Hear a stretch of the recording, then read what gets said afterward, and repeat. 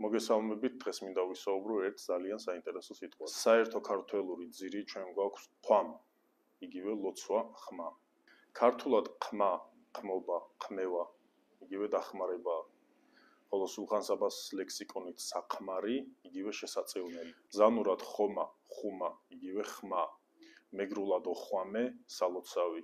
ოხომალა, ლაზურად იგივე სალოცავი. სვანურად ხვამ, ხვამ, ხვამ, იგივე ლოცვა.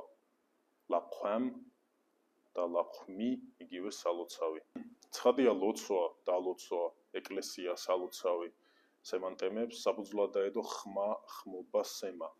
საერთო აფხაზურად იღური, იგივე საერთო სინდური ფუძე არის მაყვა, რომელიც ხმას, ბგერას ნიშნავს. აფხაზურად სალოცავი არის ავახვამა.